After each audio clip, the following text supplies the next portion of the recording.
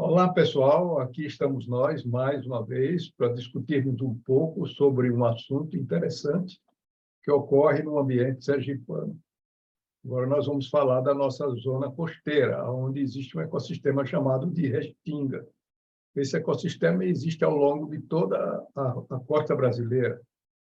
Elas se formaram durante o Holoceno, em consequência das transgressões e regressões marinhas que foram seguidas. Elas se caracterizam por extensas planícies sedimentares arenosas, cortadas por cordões dunares, que isolam lagoas, charcos e brejos, como está aí na imagem. Tá? É um ambiente de grande diversidade de condições fisiográficas, o que gera uma grande variedade de hábitats, que abrigam comunidades de plantas e animais muito variadas, conforme vocês estão vendo aqui nesses slides, não é? Então, vocês estão vendo peixes que ocorrem na região, aves, plantas muito bonitas e típicas da região, é muito arenoso, e essas fotos são fotos que eu venho tirando ao longo das minhas caminhadas aí nessas restingas, nessas regiões. Aliás, em todo o ambiente sergipano. Tá? As restingas são ambientes, ao contrário do que muita gente pensa, complexo, de equilíbrio muito frágil. Né? Então, vocês podem ver aí as variedades de plantas e frutos que muitas vezes não estão identificados ou mesmo herborizados, guardados nos herbários, etc. Tá? E aí vocês estão vendo a variabilidade de plantas. Então, a restinga no litoral sergipano não é muito bem conhecida. Apresenta uma rica vegetação, consideravelmente preservada, com ocorrência de espécies endêmicas, principalmente nas dunas fósseis, são aquelas dunas que ficam do lado de dentro da região do terraço marinho, que foi formado por conta da regressão e que se enche de água doce. Tá? E provavelmente muitas dessas espécies devem estar em extinção, uma vez que estão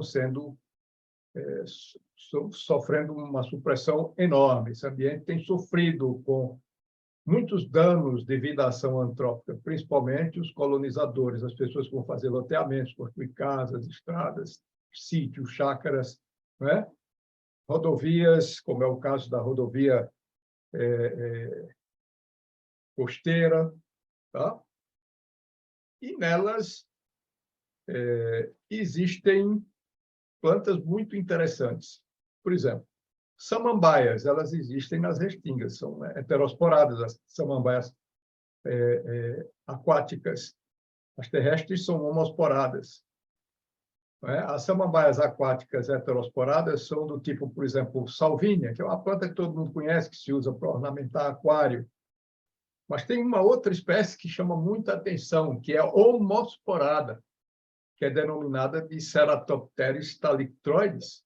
Aí eu dei uma mergulhada na lagoa, e aí está a Ceratopteris, tá? E nós temos aqui, não é, uma visão um pouco mais detalhada da Ceratopteris, voltando um pouco o slide aqui, ó, aí está com o movimento da água, etc. Tá? E aqui a Ceratopteris thalictroides, que é uma samambaia homosporada, e as samambaias são plantas, é bom chamar a atenção, plantas vasculares sem sementes antigas, né? E as Ceratopteris aqui do nosso estado, a ocorrência, a primeira vez que foi coletada essa samambaia, fui eu que coletei numa região chamada de Pirambu e levei para o herbário da universidade. E hoje a gente observa que ela ocorre em quase todas essas regiões de água doce, esses charcos e lagoas que existem nas nossas zonas costeiras. São plantas vasculares sem sementes, como eu falei, e que, no nosso caso aqui, ao contrário do que cita a literatura, chegou a atingir quase 1 metro de altura. Terreno muito lodoso, muito rico, elas crescem com grande facilidade. Então, apesar de nunca ter sido estudada devidamente, ela ocorre aqui na nossa região, nunca se fez um estudo detalhado, talvez no Brasil inteiro, a literatura é escassa sobre o assunto. Acontece uma coisa interessante com essa planta. Tá? Segundo essa literatura, ela faz a acumulação de polônio 210. Tá? E essa acumulação de polônio 210 é superior às demais plantas, tanto nas raízes quanto nas folhas, tanto nas terrestres quanto nas plantas aquáticas. O que é o polônio 210? É um elemento químico que foi descoberto por Madame Curie, que rendeu para ela o prêmio Nobel, né? E ele é o último nuclídeo radioativo da família do urânio 238.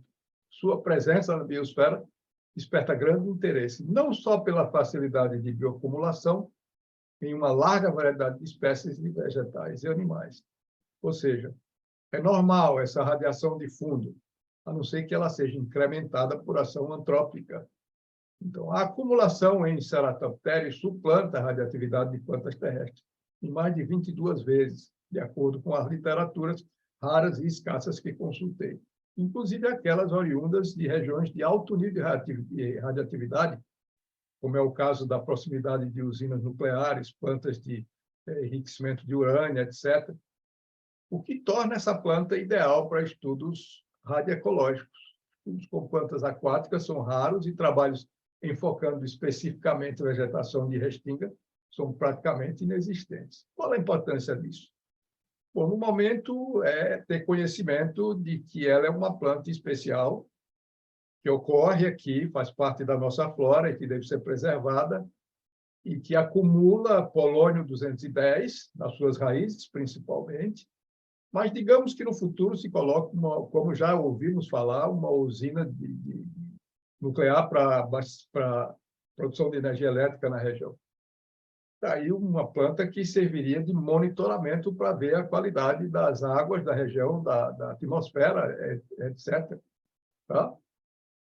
Então, essa é mais uma contribuição que a gente dá sobre o conhecimento dessa biologia aqui do nosso pequeno estado de Sergipe. Aí, Ceratopteris thalitroides, uma samambaia homosporada, ao contrário das heterosporadas aquáticas. Então, eu deixo aqui o nosso muito obrigado. Espero que vocês deixem o seu like, se inscrevam, divulguem e deixem seus comentários. E vocês podem ver um vídeo anterior na minha bio, lá no Instagram, sobre a existência dos verdetes e a causa dos verdetes. Então, até mais uma vez aí no futuro.